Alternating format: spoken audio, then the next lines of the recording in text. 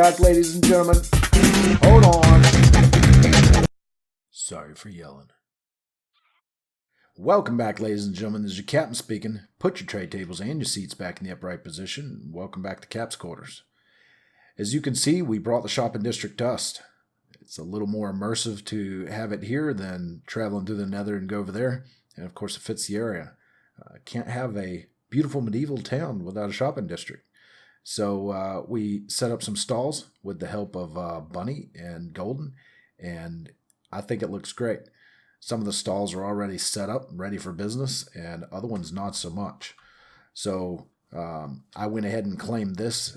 Hopefully Killer can get over here and put some steak in here. Let's see if he's done that already. Nope, not yet. But it's ready for business. He's just got to stock the shop. And trust me, he's got the cows to keep that place stocked. Got a little Fletcher shop here. Looks great. And I believe we have a wood shop over here. This is our good man Golden. Bunny's brought her flower shop over here. Got Bunny's Flower Power. And we have Bronze Fried Vegan. Looks like we're going to have some golden carrots, and this will be the shop I frequent the most. So nice and spacious, ready for interior decorating, and it looks fantastic. So we changed out a few of the paths, kind of fits the tone a little bit, pave the primary paths and leave the other ones muddy and less trodden, right? So I'll change this up a little bit, and changed this one up and paved it going up the road there, and the place is coming together. We got the little paths cutting through here, and my favorite feature is this pond, just tranquil. And of course we have some fishies in there. Where are you? There they are. So maybe we'll get that stocked up and get a couple more in there, but they're at home in their nice little spot. I got some of this ugly glowstone marking out where I'm going to attempt to make some trees. You guys should probably see me do that this episode. We'll see how that happens. And then this little guy. We gave him a doghouse, but we still haven't given him a name. So if you guys got an idea, leave it down in the comments what we should name this guy. He's got a cute little doghouse, and this is where he lives. Maybe we need to take and put some cocoa beans down the ground, leave little piles of doggy poo. Anyways, that's another job for another day. I have another thing set up here. I want to kind of do the more like merchant district, the wealthy district. So we're going to have kind of this walled garden area in here. I'm going to attempt to do some buildings at diagonal, which I've never done before. And, kind of have this courtyard area with a fountain in it. And then maybe even have some little awnings with some stalls set up where these guys are selling their wares straight out of their front door. So we'll see how that happens, see how that works out. And I may just totally scrap this idea and go with something else. I'm very indecisive when it comes to this stuff because, of course, we're always trying to push our boundaries into things that we haven't done before. I want to go ahead and talk about what our plans are for the area real quick. And if I can catch flight on this lovely server, there we go. So we talked about this path heading back up to spawn, but something I want to do is, and me and Golden have talked about this at length, so we're going to come over here and I'm probably going to end up clearing out this area right here and maybe sinking that area there and make this harbor here more accessible to the ocean. And then we can do a big harbor area. We can have some slums back in here where maybe the lower class, the poor people live, the dock workers and all that. Have some big warehouses over here that fit the theme and blend in. So I'm looking forward to getting started on that.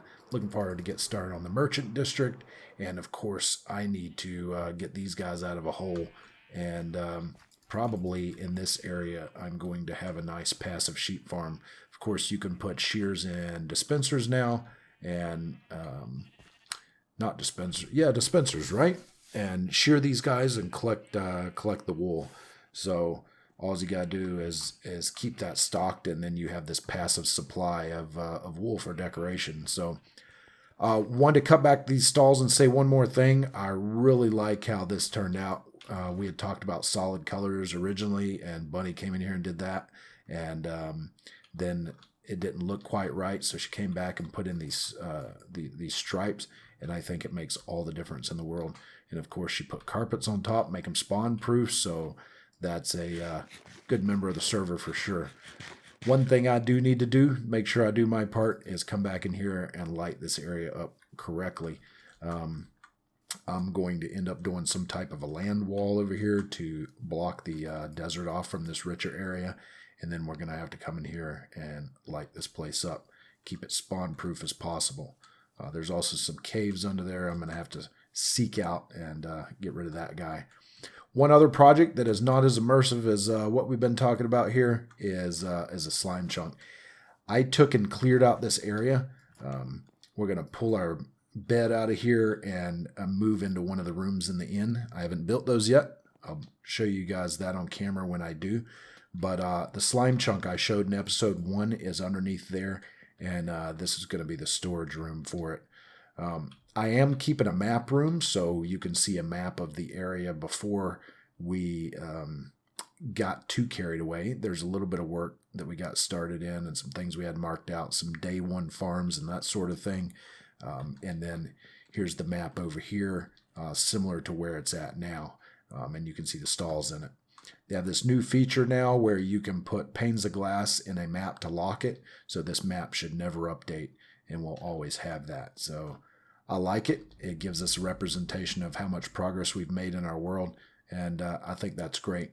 Eventually, I want to take these, move them to a map room. Maybe we'll build a castle or something like that. Sink them into the floor underneath some glass so you can walk over it and see the whole world underneath your feet. But I'm not sure what time lapse is coming up next, but it's time to grind on with another building project. So thank you for hanging out with me. Let's go.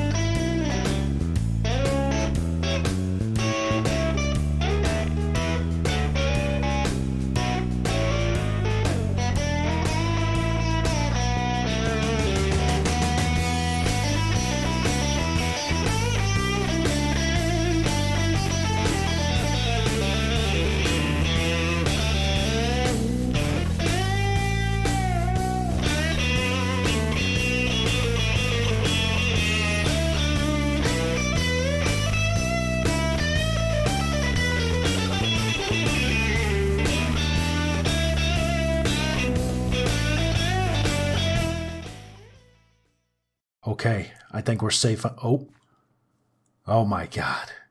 She's crazy, I swear. All right, I think she's gone. Anyways, a lot's happened since we talked last. There was a raid. If you can see in the upper right-hand corner, there was, oh my God. There she is. Oh, she sees us. This isn't good. Okay, we lost her. Anyways, there was a raid, and there was a lot of death. A lot of crazy things happening, but we have some trees made. I think they look good. This is the first one that I did, and it came out okay. Had to add some leaves to it. I get everybody's opinion on it. We did this one. It has a nice branch that's overhanging the area, and we did a little guy here. Kind of matches that little guy there, and then this one you watched us build. So something else I did that you can see over here is a little bit of building planning. So, and GG. So I was watching Exumavoid, and he was using scaffolding to lay out his buildings, and that's an absolute brilliant idea. And we did a little bit of that here. So we're going to do kind of a merchant strip, if you will, maybe apartments and little shops on the front like this, similar mirroring what's over here, and these guys can live in there and sell stuff out of the front of their house. And then this will come back here to the area that we discussed previously, where we'll have a much nicer, wealthier district.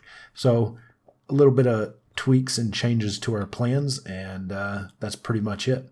Let's go on and jump back into a time lapse and build up some of this, see how it turns out.